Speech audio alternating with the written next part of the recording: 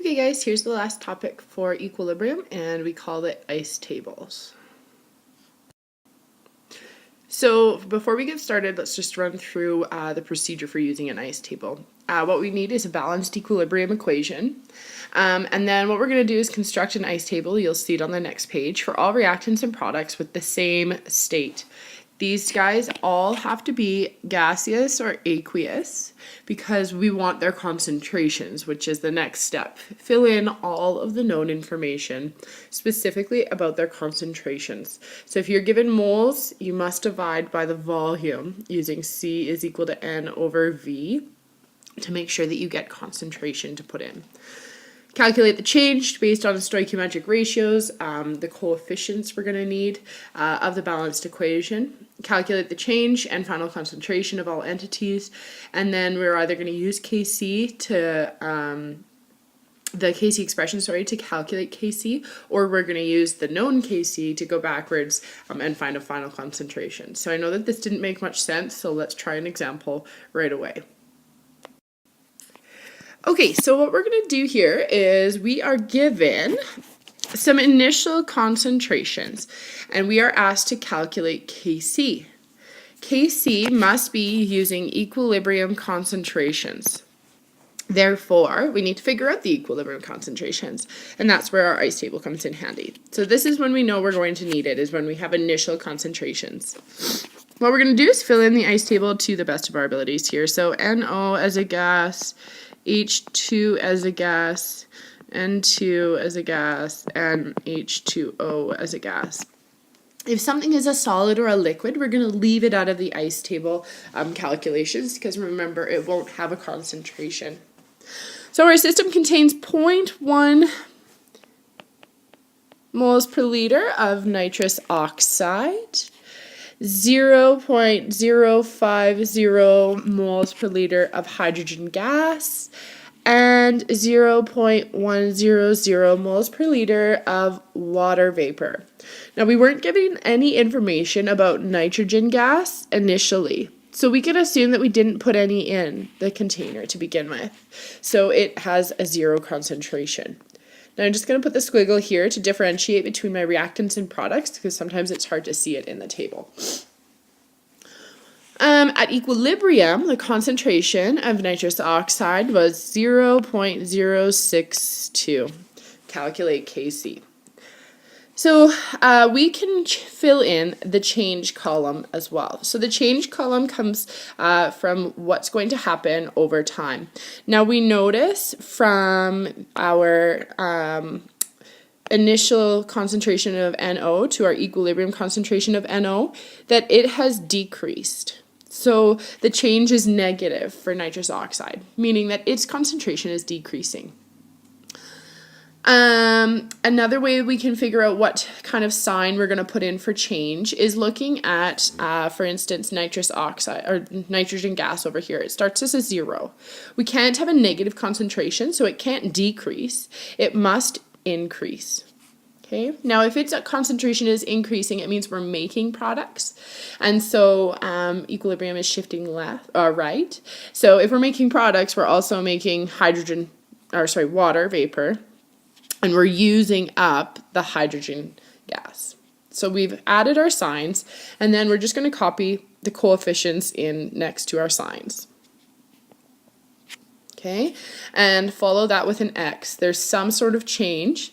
Some double and some don't, just dependent on that coefficient. All right. And then what we can do is looking at this column, we have enough information to solve for X. So we can say 0.100, not 80, minus 2x is equal to 0.062. So therefore, when we solve for x equals 0.019.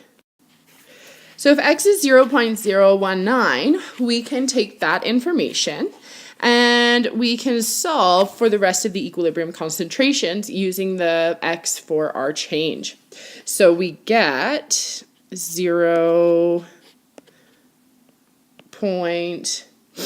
0.012 over here. All right, don't forget to multiply by 2. For nitrogen, we get 0.019, and for water, we add 2x, so 0.138. All right, just a quick note about x. X must be positive. Be a positive number. Okay, we've accounted for positives and negatives already with the sign for our change, so it must be positive. If you get a negative number, you know you've done something wrong, and you need to back up. Okay, so we're asked for Kc. We now have equilibrium concentrations, and remember we can only put in an equilibrium concentration into our Kc expression, so we should probably write our Kc expression. Kc is equal to products, so the concentration of N2 times the concentration of H2O squared all over the concentration of NO squared times the concentration of H2 squared. And we sub in what we know, so 0.19 times 0.138 all squared divided by 0.062 squared times 0.012 all squared. Oh, and here we go. So Kc, careful when you plug it into your calculator, make sure you're using brackets around everything on the bottom if you're doing this in one step. Kc is equal to 654. We're down to 2 significant digits here because of our initial H2 concentration being 0.050. So 2 sig figs, I get 6.5 times 10 to the 2. All right, so our last example was asking us to calculate Kc. And what we're given in this one is our equilibrium expression, and we are given the Kc. So we're going to use Kc to solve for something else. We're initially given the number of moles of each reactant placed in a 500 milliliter reaction vessel and asked for the concentration present at equilibrium. So, set up our equilibrium, or ice table here. CO, H2O, CO2, and H2 go in here. Remember, we need to use C is equal to N over V to find our concentrations. And we have 2 moles of each reactant. So 2 moles divided by 0.500 liters is 4 moles per liter. Okay, big M stands for moles per liter, don't forget. All right, so 4.00 moles per liter of each of our reactants, and we're not given any information about our products, so we're going to put zeros there to begin with. I'm going to divide for our reactants and products. Consider our change. Well, these need to be increasing because we can't get a negative concentration. That means we're making more products, so the concentration of my reactants must decrease. All of these have coefficients of 1, so I'm just going to place x, kind of like 1x in here. All right, and that is all the information we are given. So what we're going to do is we're going to create an algebraic expression. Here comes a little bit of math. And we're going to say that initial plus change is equal to equilibrium.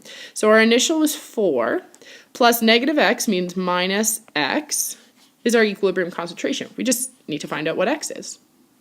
Same thing over here, 4 minus x, and 0 plus x is just x.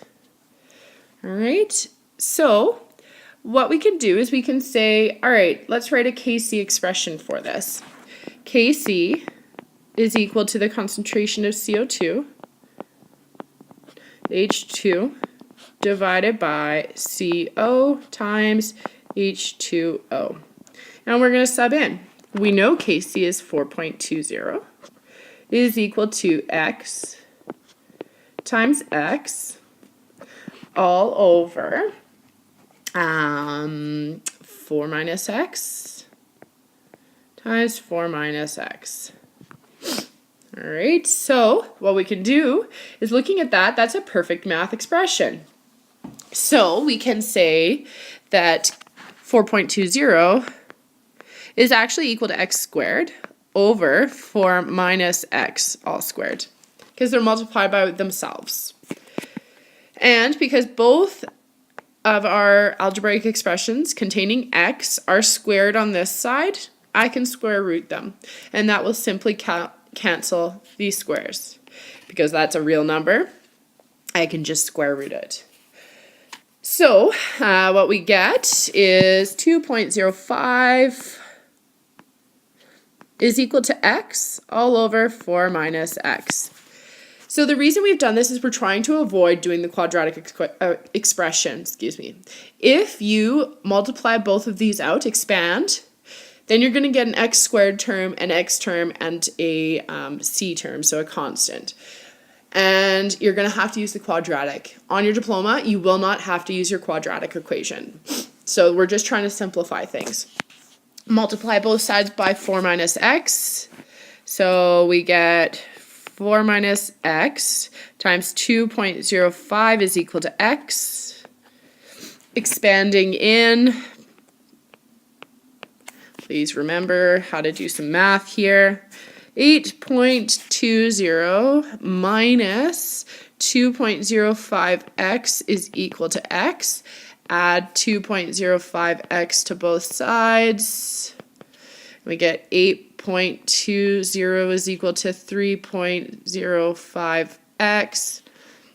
Divide by 3.05, and we get x is 2.69. So we need to take that information and we need to go back to our equilibrium expressions and put in that information. So we can say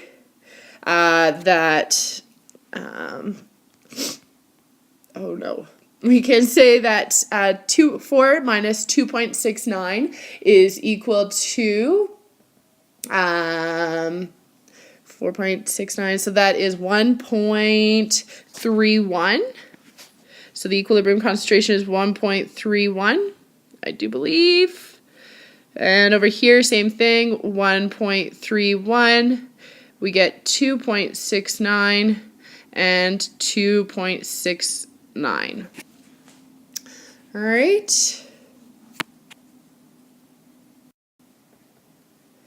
So our last one, when we set it up, I'm just going to kind of rush through it and you guys can solve it on your own because this video is getting a little long. We get NO2 and N2O4. We have an initial concentration of this guy. So we're adding 2x and subtracting x. And we don't get our equilibrium concentration. So we write out our algebraic expression again and we get 2x. When I write out the Kc expression for this one, what we get is Kc is equal to the concentration of N2O4 all over the concentration of NO2 squared. Plugging in, I get 0.27 is equal to 0.100 minus x all over 2x squared. Now, I'm not able to square root this side of my equation because of this expression on top. It is not a square, so you end up having to FOIL this out and use your quadratic. Just be cautious. I'm going to show the next step, and then you guys can try it on your own to get to the answer. We get 0.27 is equal to 0.100 minus x all over 4x squared. 2 is also squared in those brackets, so don't forget a little bit of math. If it's in the brackets, everything gets squared, so apply the square to the 2 as well. Working through the answer at the end, I got the concentration of N2O4 to be 0.009 moles per liter. Clearly I was not paying attention to my significant digits. There should be one more. And NO2 is 0.18 moles per liter. Okay, so go through, I found that before that was 0.091, so that might be helpful in terms of figuring out if you got it right or wrong. All right, so that's the end. You guys have homework to complete for this. If you are still a little bit confused, check out your textbook, stop in for some tutorials, etc. You have your Chapter 16 quiz on Friday. Good luck!